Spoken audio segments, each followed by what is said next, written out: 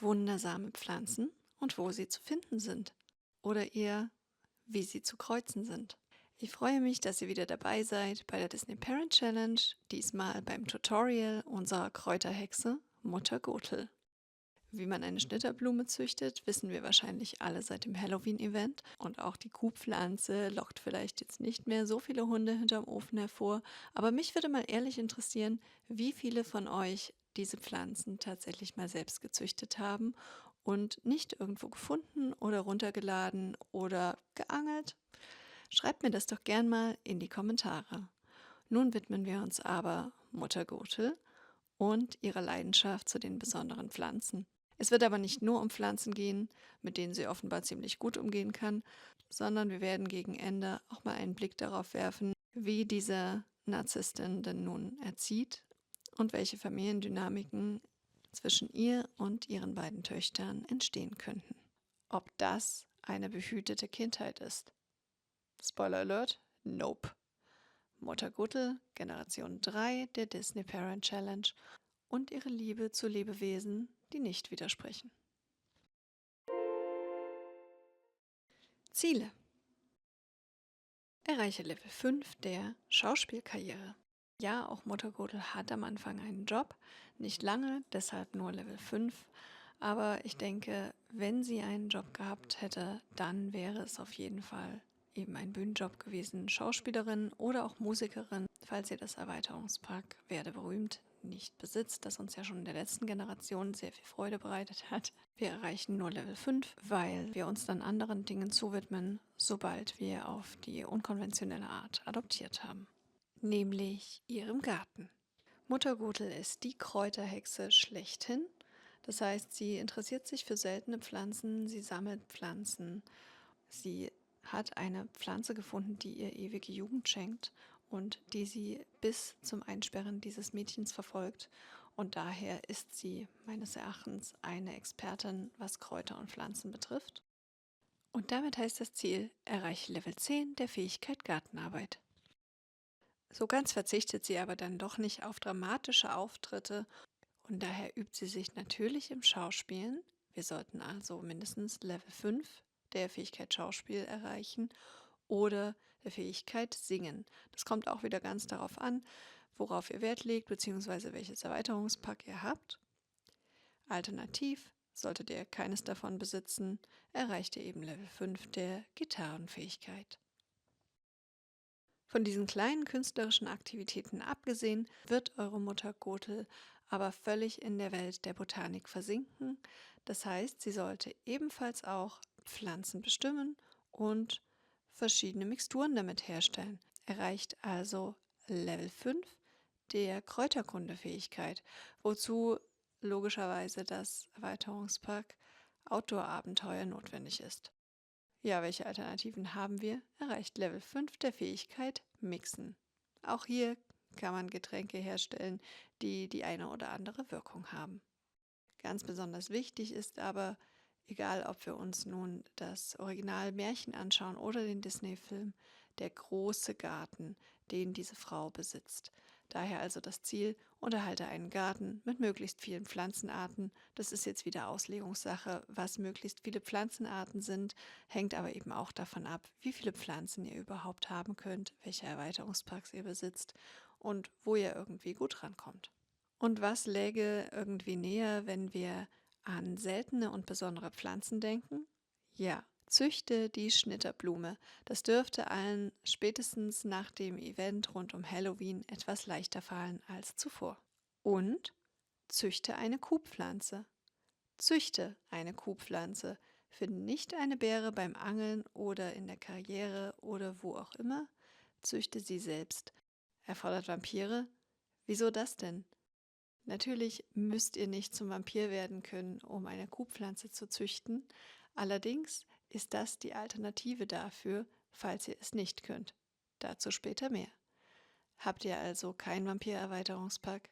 Züchtet 2 Kuhpflanzen und sorgt dafür, dass eine die ganze Zeit überlebt. Sollte euch das nicht gelingen, müsst ihr sie ersetzen. und wir können dabei zuschauen, wie ich an meinen eigenen gesetzten Zielen verzweifle und scheitere oder auch nicht. Ich habe mir überlegt, wir beginnen mit der Ausgestaltung des Gartens, denn hier geht noch einiges. Ich habe hier ein paar Felder schon platziert. Hier hinten sind zwar schon einige Pflanzen und wir haben auch schon ein paar im Inventar, aber das muss natürlich noch ausgebaut werden. Ich bin bereits Nebendarstellerin, also auf Rang 5 der Schauspielerin, habe das Ziel also schon erledigen können. Das liegt auch daran, dass es Winter war jetzt, als ich die Generation begonnen habe und ich frühlingsmäßig irgendwie nicht so viel tun konnte. Aber jetzt, oh, das ist so hübsch hier.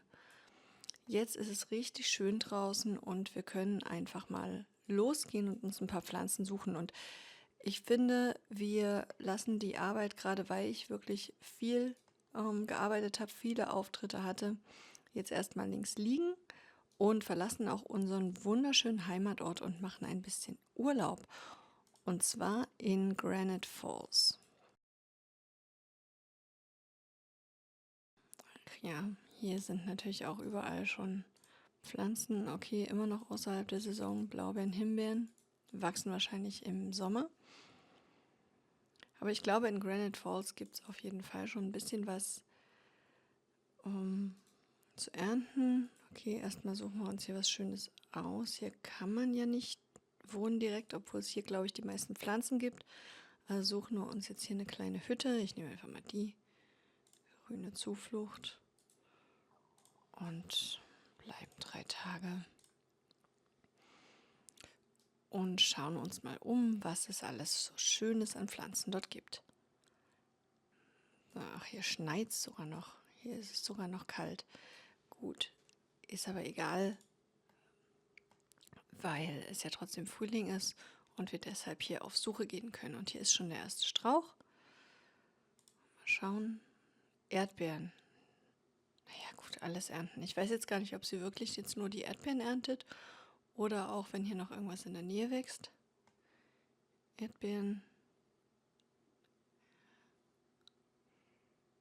Schauen wir ein bisschen weiter, was es hier noch so gibt. Pflanze wild, genau, das möchte ich außerhalb der Saison. Ja, das ist irgendwie so ein bisschen der Fluch der Jahreszeiten. Ich glaube hier dieses, wie heißt denn das eigentlich, das Erweiterungspack mit Granite Falls? Outdoor Retreat. Ich weiß gerade nicht, wie das auf Deutsch heißt. Das kam ja vor den Jahreszeiten, glaube ich, raus und deswegen war das da auch noch um einiges leichter.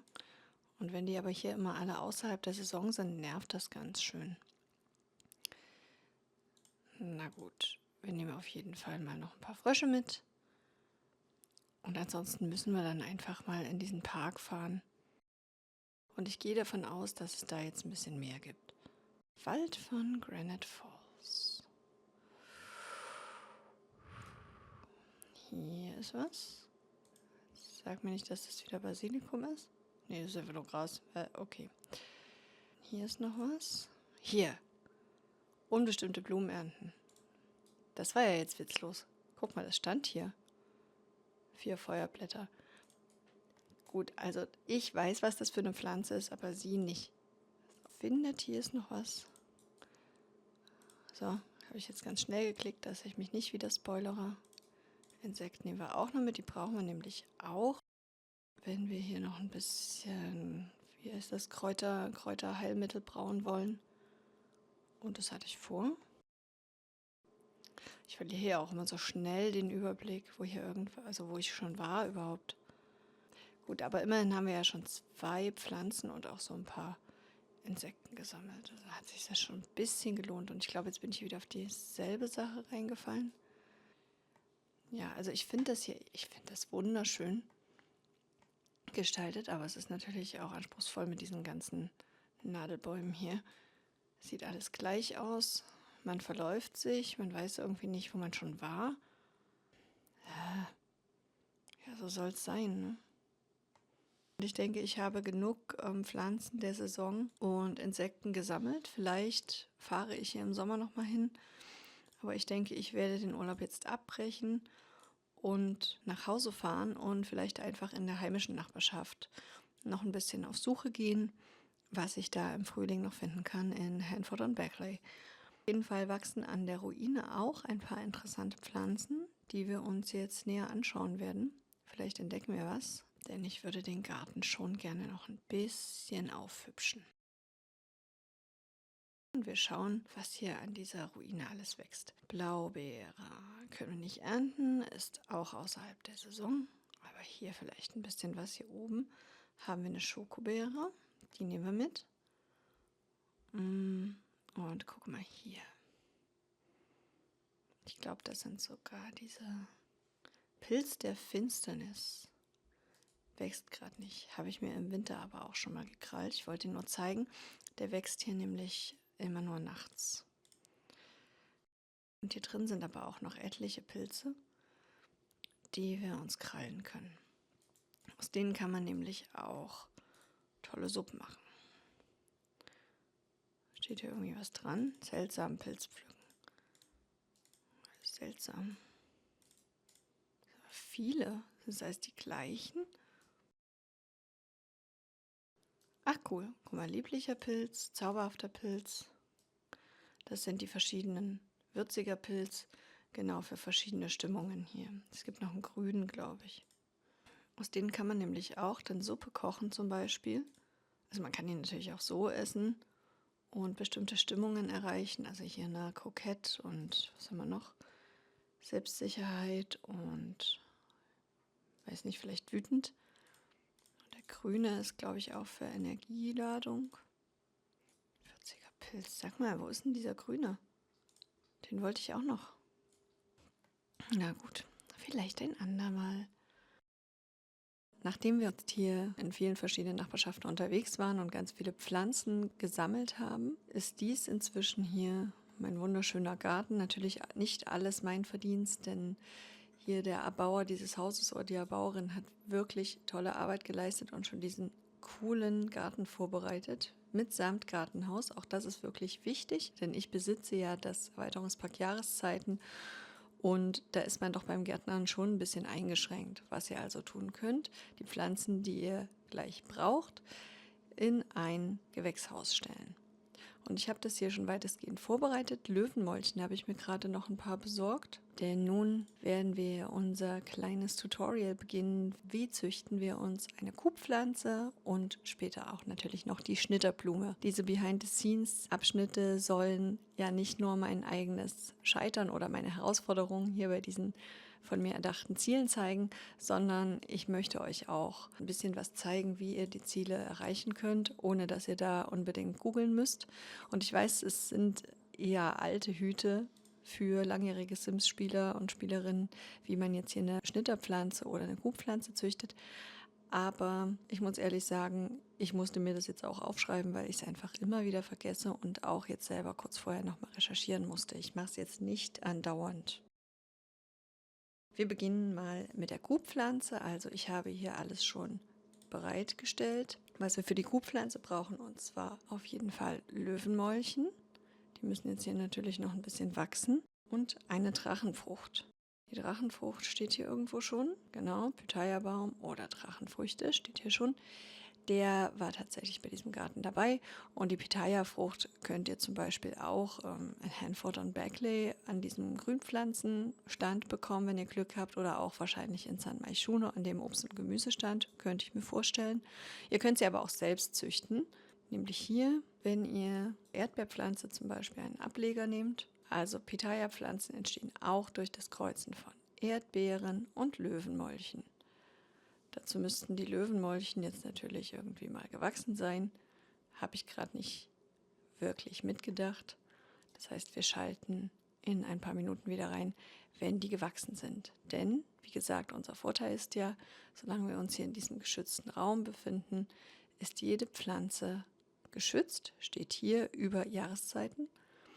Und somit könnt ihr auch Pflanzen, die eigentlich nicht in der Saison wären, zum Beispiel diese Lilie hier, ja, die ganze Zeit ernten, gießen, vor Insekten bewahren und natürlich auch kreuzen, was jetzt besonders wichtig ist. Gut, also dann bis gleich, wenn die Löwenmäulchen sprießen. So, nun ist es soweit. Die 3 Löwenmolchen, die ich übrigens in Willow Creek gefunden habe. Dort wachsen ziemlich viele von denen, in dem Nachbarschaftsabschnitt, in dem Bob und Eliza Pancakes wohnen übrigens. Also beide Pflanzen, die wir jetzt züchten wollen, könnt ihr auch ganz einfach mit Base Game Mitteln bekommen. Ja, die 3 Löwenmäulchen stehen inzwischen hier ganz gut da. Die müssen ja noch nicht unbedingt blühen, sondern einfach nur so groß sein, dass man die veredeln kann. Was hast du vor? Plaudern? Nie. Du sollst bitte mit dem Sprössling, den wir hier von der Erdbeere genommen haben, eine der Löwenmäulchen veredeln,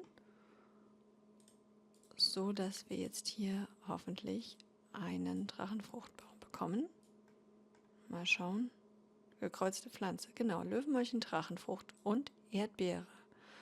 So, jetzt müssten wir natürlich wieder warten, bis der soweit ist. Wollen wir nicht. Das heißt, wir nehmen unseren Pitaya-Baum, den wir hier schon haben, nehmen wir da einen Ableger, einfach damit ihr jetzt hier nicht so ewig warten müsst. Schwupps. Und widmen uns dem zweiten Löwenmäulchen, das wir haben, und veredeln das mit der Drachenfrucht. So, und tatsächlich habe ich das wirklich noch nie gemacht. Bumm. Kreuz Pflanze, Löwenmäulchen, Kuhbeere und Drachenfrucht. Ah, okay.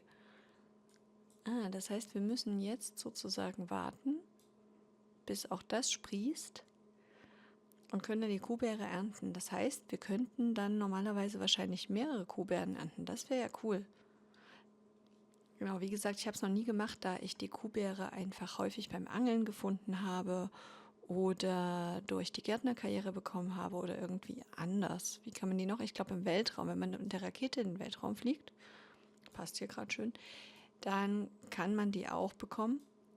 An sich können wir natürlich jetzt auch wieder nur warten, bis die Pflanzen so weit sind, die wir hier frisch herangezogen haben. Während unsere Kuhbeere wächst, nämlich hier, können wir aber schon mal ein bisschen, Quatsch, hier wächst unsere Kuhbeere. Und während wir darauf warten, können wir natürlich schon mal ein bisschen weitermachen mit der Schnitterblume. Denn wer eine Kuhpflanze besitzt, sollte sich auch einen kleinen Vorrat an Schnitterblumen anlegen. Zumindest, wenn ihm doch ein bisschen wichtig ist, welche Sims da womöglich nicht nur verschlungen und wieder ausgespuckt werden, sondern vielleicht auch wirklich ihr Leben lassen. Für die Schnitterblume brauchen wir einen Granatapfel und eine Orchidee, die wir miteinander kreuzen. Und das sind beides eher seltene Pflanzen, die wir erst einmal herstellen müssen, für die wir aber in unserem Gewächshaus hier auch schon alles haben, was wir brauchen. Wir kümmern uns zuerst um die Orchidee, denn eines unserer Löwenmäulchen ist ja noch übrig und wir nehmen auch die Lilie hier dazu. Wir nehmen einen Trieb von der Lilie. Was willst du von mir, Schwesterchen? Matthias Scham und ich haben vor, Zeit zusammen zu verbringen. Soll ich mich wirklich darauf einlassen? Ach ja, komm. Sie hat ja das große Los gewonnen, dass sie hier unabhängig von unserer Challenge ihr Leben weiterführen kann. Sie hat ja inzwischen auch ein Baby bekommen. Das sehen wir hier irgendwo im Stammbaum. Wollte ich auch mal zeigen, sowieso. Genau. Gloria Blomsim. Und ja, wir haben inzwischen auch die kleine Persephone, um die wir uns jetzt hier nicht groß kümmern, denn wir haben Pflanzen zu züchten. Was denn? Noch Säugling sehen? Hunger, ja, gleich. Gut, wir haben den Trieb der Lilienpflanze genommen und wir können die jetzt nicht kreuzen. Wieso können wir jetzt nicht kreuzen? Und dann kannst du auch erstmal das Kind füttern, okay. Ist die nicht groß genug, aber die anderen waren doch auch groß genug. Das verstehe ich jetzt nicht. Also, dass ich die damit nicht kreuzen kann. Na gut. Wir können aber auch erstmal weitermachen, denn wir benötigen ja auch noch einen Granatapfel. Und dafür brauchen wir, ich muss ein bisschen rausscrollen, einen Kirschbaum und einen Kirschbaum. Das war ein Fehler. Ich habe hier draußen, glaube ich, den Baum, den ich brauche. Den Apfelbaum brauche ich, genau. So, blub, Apfelbaum und schwupps bist du in der Saison. Gut, also wir brauchen einen Kirsch- und einen Apfelbaum. Ich will weiterentwickeln. Kyle Kyleson, ach ja, von mir aus. Also, wir nehmen auch einen Ableger vom Kirschbaum und veredeln damit gleich mal den Apfelbaum. So, und jetzt bloß nicht den falschen nehmen. Genau, von der Kirsche nehmen wir den Trieb. Komm, lass sie doch jetzt mal. Sind alle traurig. Ist auch okay, traurig zu sein. So, blub, da hat es schon funktioniert und wir haben einen kleinen Granatapfelbaum, der nicht nur Granatäpfel, sondern natürlich weiterhin auch Äpfel und Kirschen hervorbringt. Hallo Kalkalzen. Und wie sieht es hier aus? Gut, da müssen wir wieder ein bisschen warten. Von mir aus ist ja nicht so, als ob wir das jetzt hier schon mal unterbrochen hätten. Ihr werdet es nicht glauben, ich war gerade überrascht, dass hier endlich eine Schnitterblume wächst, die ich jetzt sogleich ernten werde. Genau, ein Granatapfel, eine Schnitterblume wachsen hier und dann gleich einzeln einpflanzen werde. Und was die Kuhbeeren betrifft, ihr seht die hier schon, diese Pflanze hier hatte gerade schon wieder nur Löwenmäulchen dran, was mich voll genervt hat. Und dann habe ich mir gedacht, okay, die Kuhpflanze muss man ja immer in ein größeres Areal pflanzen. Vielleicht setze ich die hier einfach mal auf die freie Wiese und ich habe die dann sozusagen einfach genommen und hier hingesetzt. Naja, dahin halt, da wo Platz war. Und auf einmal standen diese 4 kleinen Kuhbären drumherum. Also das hat tatsächlich geklappt.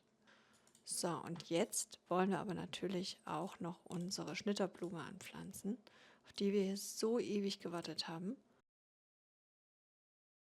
Oh, Schnitterblume, eine gruselige, aber trotzdem elegante Blüte. Von einfachen Rosen lässt der Sensenmann sich nämlich nicht beeindrucken. Versuche ihn mit dieser Blume zu besänftigen und fatalen Situationen zu entrinnen. Wächst nur im Winter, deswegen pflanzen wir die jetzt hier auch ins Gewächshaus. Ja, nochmal, dieses Gewächshaus hat sich gelohnt und ihr braucht dafür auch nicht das Gewächshauspack, habe ich nämlich auch nicht. Es reichen einfach Wände und ein Dach. Und ich meine, ihr könnt die sogar in ein ganz normales Haus, glaube ich, pflanzen einfach. Hauptsache, da ist ein Dach drüber. Ich weiß gar nicht, ob es überhaupt irgendeinen Einfluss hat, mit welchen Pflanzen man düngt. Ich glaube, es kommt nur auf die Qualität an, auf die ich auch gerade nicht geachtet habe. So, wunderbar. Und jetzt suchen wir uns noch einen Ort für die Kuhpflanze.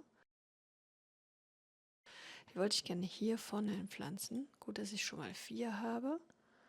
Genau, dass die gleich die Leute begrüßt, die hier meinem Territorium zu nahe kommen. Oder wir pflanzen die gleich hier hin. Für die Leute, die diesen hübschen Turm bewundern, dass die hier ja nicht hinkommen. Versuchen wir mal, ob das klappt. So, und dann schauen wir uns nur noch an, was passiert, wenn die Pflanze gewachsen ist. Vielleicht können wir ja mal ein Opfer noch beobachten. Ich glaube es nicht. Endlich wächst hier die Schnitterblume, die wir jetzt endlich mal ernten können. Und unsere Kuhpflanze ist inzwischen auch so weit, dass wir sie weiterentwickeln können. Das heißt, dieses Ziel haben wir jetzt auch erreicht. Wir haben eine Kuhpflanze erfolgreich gezüchtet. Das zählt auch noch nicht als Kuhpflanze. Gut, aber ich dachte, ich könnte mir gleich mal anschauen, was ich noch alles erreicht habe mittlerweile. Also die Schnitterblume haben wir gezüchtet. Gartenarbeit Level 10 natürlich. Schauspielen bin ich auf Level 6. Gitarre sogar auch auf 5. Ich glaube, die Fähigkeiten haben wir alles und haben wir alle. Und die Karriere hatte ich auch auf Level 5, bevor ich gekündigt habe. Ja, kleiner Tipp, ich meine, mein Rapunzel hier ist gerade ein Kleinkind.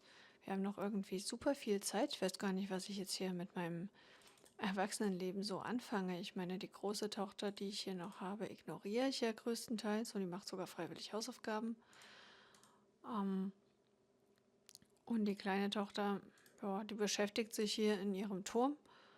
Und so viel habe ich gerade gar nicht zu tun. Also ich kann euch nur empfehlen, so früh wie möglich sogar schon anzufangen, nun entweder mit der Adoption oder auch mit der Cassandra-Storyline, wenn ihr die spielen wollt. Ja, ich meine, klar, hier, das hat gedauert, diesen Garten aufzuziehen. Und wie ihr gesehen habt, dauert es ja auch wirklich ewig, bis man diese Pflanzen gezüchtet hat. Ich bin ja hier irgendwie immer noch nicht fertig. Also ich habe zwar jetzt schon mal 5 Schnitterblumen, was ganz gut ist, falls jemand stirbt, der nicht sterben soll. Rapunzel kommt nicht runter, sodass meine Sims geschützt sein sollten. Gut, und ich hoffe, dass wir hier irgendwie jemanden finden, der vorbeikommt und sich die Kuhpflanze mal genauer anschauen möchte. Damit haben wir wieder ein Ziel erfüllt. Familiendynamik und Erziehungsstil. Mach kein Drama. Bleib bei Mama. Mutter weiß mehr. Mutter Gothels Erziehungsstil gegenüber Rapunzel ist entschieden. Ja, das kennen wir von Eudora. Diese Frau hier ist natürlich alles andere als liebevoll. Ihr habt ja auch beim entschiedenen Erziehungsstil jeweils 2 Möglichkeiten, wie ihr reagieren könnt. Also dann eben nicht Enttäuschung ausdrücken, sondern es war was anderes, wie wir auch entschieden maßregeln können. Mutter Gothel hat ganz klare Vorstellungen davon, was Rapunzel darf und was nicht. Klar, sie ist auch streng, aber es soll ja auch ein bisschen abwechslungsreich bleiben und so viele Erziehungsstile gibt uns das Spiel ja nicht zur Auswahl. Dennoch werden wir wieder eine strenge Familiendynamik mit Rapunzel anstreben. Diesmal fangen wir einfach ein bisschen früher damit an. Rapunzel lebt ja schon von klein auf bei uns, sodass es tatsächlich auch gelingen sollte, wenn wir ihr die Windel wechseln oder sie in die Badewanne stecken wollen, dass wir die strenge Familiendynamik erreichen.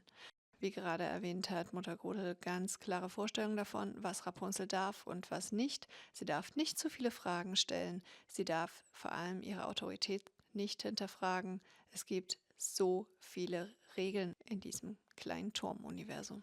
Apropos kleines Turmuniversum, wer so viel Zeit mit sich selbst verbringt, eingeschlossen ist und ja, irgendwie mit all seinen Emotionen klarkommen muss, der braucht eine gute emotionale Kontrolle. Und auch wenn wir das bei Cinderella schon hatten, finde ich das absolut passend, dass Rapunzel da in ihrem Turm sitzt, zu klassischer Musik entspannt, Tagebuch schreibt über ihre Eindrücke. Dieses einzige Leben, das sie kennt, das war für mich von Anfang an klar, dass sie kontrollierte Emotionen hat. Zusätzlich ist sie noch empathisch. Und hier haben wir auch schon wieder das Thema, was hier eigentlich schief läuft. Ja, das Kind hat regulierte Emotionen und kümmert sich um die Fehltritte des Erwachsenen, weil sie nämlich genauso auch für die negativen Emotionen der Erwachsenen permanent verantwortlich gemacht wird. Egal, ob Mutter Gothel jetzt wütend ist oder traurig oder angespannt, wie auch immer. Genau das ist es, was hier stattfindet, der emotionale Missbrauch, dass dem Kind die Schuld daran gegeben wird, wie sich die Erwachsene gerade fühlt. Bei ihrer leiblichen Tochter Cassandra verfolgt Mutter Gothel überhaupt keinen Erziehungsstil. Falls ihr euch also dazu entscheidet, Cassandra bei euch einziehen zu lassen, müsst ihr euch in diese Richtung gar keine weitere Mühe geben. Denn tatsächlich lebt sie im Film einfach nur so neben ihrer Mutter her, macht ein bisschen das Haus sauber und ist eigentlich so gut wie überhaupt nicht präsent, zumindest nicht für ihre Mutter. Und damit steht eigentlich auch die anzustrebende Familiendynamik zwischen den beiden fest, nämlich distanziert, also möglichst überhaupt keine Interaktion. Dachte ich jedenfalls. Die Familiendynamiken werden wahrscheinlich irgendwie nicht mehr meine Freunde. Ich bin auch daran wieder ziemlich verzweifelt, habe aber auch bei euch schon mal gesehen, dass das eine eher unbeliebte oder ich sage mal so schwierige Familiendynamik für euch ist. Also bin ich auch hier wieder gespannt, ob es jemandem gelungen ist, diese zu erreichen. Und ja, schreibt mir doch gerne, wie es gelaufen ist.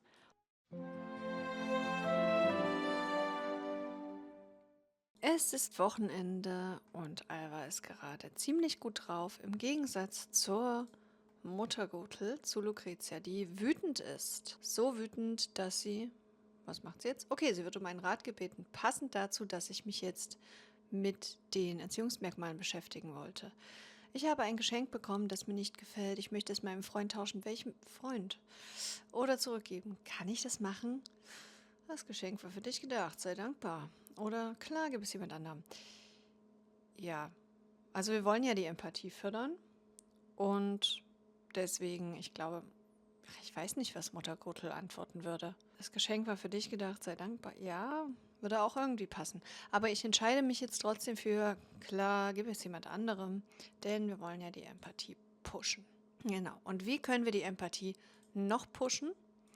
indem wir uns jemanden suchen, der schlecht drauf ist, zum Beispiel sehr wütend oder auch angespannt oder gelangweilt oder, ich glaube, peinlich berührt, geht auch. Und mit ihm über dieses Gefühl sprechen, über wütende Stimmung reden, denn das fördert auf jeden Fall die Empathie. Und jetzt geh bitte nicht wieder runter. Das nervt mich an diesem Turm. Aber gut, oh, die können gleichzeitig die Treppe benutzen. Das sieht jetzt ein bisschen eigenartig aus, aber offenbar geht das. Auch gut. Sind sie ja auf der kleinen Badetage. So, ja, sei doch nicht so wütend. Es ist okay, wütend zu sein, aber schrei mich bitte nicht so an. Was macht ihr denn? Über Süßigkeiten schwärmen. Jetzt habe ich leider verpasst, was die gemeine Sache war, aber auf jeden Fall hat Alva jetzt Empathie hinzugewonnen. Wir gucken mal, wie es inzwischen überhaupt aussieht. Empathie haben wir schon fast geschafft und emotionale Kontrolle ist noch ziemlich weit unten. Aber wir wissen ja schon aus dem letzten Teil, was wir machen können. Schulprojekte, ja, fördern die Verantwortung ist jetzt gerade nicht das, was wir machen wollen. Empathie könnt ihr auf jeden Fall auch mit diesem Doktorspielset hier erlangen. Das kommt auch bei den Elternfreuden mit dazu. Das fördert ebenso die Empathie. Das können auch nur Kinder benutzen. Ich meine, über negative Emotionen sprechen könnt ihr dann auch noch als Teenager. Und für die emotionale Kontrolle habe ich hier schon ein kleines Setting vorbereitet. Ihr könnt hier wieder mit der klassischen Musik entspannen. Geht auch schon als Kind. Und natürlich in euer Tagebuch schreiben. Und auch das sind Aktionen, die ich für Rapunzel für ziemlich wahrscheinlich halte. Gut, hör mal auf zu spielen. Ja, du hörst eh gleich auf zu spielen. Genau. Emotionale Kontrolle fördern wir, indem wir die Musik hören und sogar gleichzeitig Tagebuch schreiben. Cool, dass es gleichzeitig geht. Aber da müssen wir hier noch einiges tun. Sims, die ihre negativen Gefühle umleiten können, bauen emotionale Kontrolle auf. Sie können an Radios oder Instrumenten verschiedene Interaktionen zur Entspannung ausführen oder joggen, um einen klaren Kopf zu bekommen. Gut, das wird sie nie können. Ein emotionaler Zusammenbruch, Schubsen oder Beißen das wird sie nicht tun. Das Zerstören von Puppenhäusern oder Schulprojekten senkt ebenfalls den Wert. Machen wir auch nicht. Gut. Und Empathie sind wir eigentlich schon ganz gut dabei. Einen Computer hast du nicht. Andere Sims anschreien auch nicht. Und ich glaube auch nicht, dass du dein Stofftier schlägst. Denn das ist hier irgendwie dein einziger Freund. Ja, ich habe versucht, Pascal nachzustellen mit diesem Stofftier. Ja, die sind richtig dicke Freunde.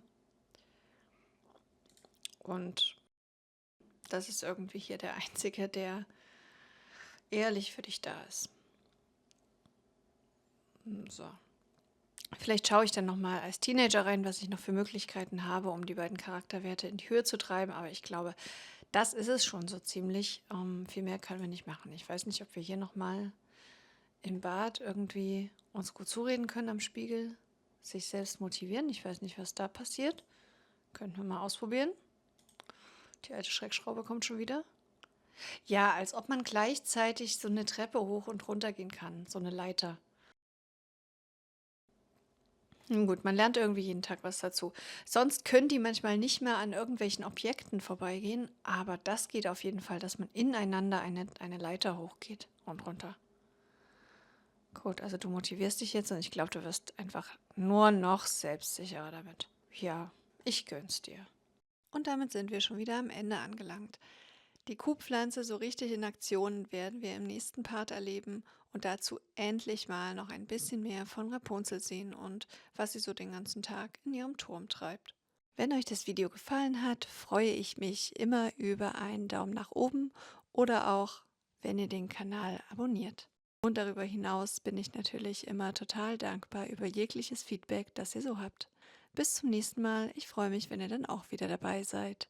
Bis dahin könnt ihr mir auch gerne auf Instagram folgen, wo es noch mehr von den Charakteren und ihren Hintergrundgeschichten zu sehen gibt.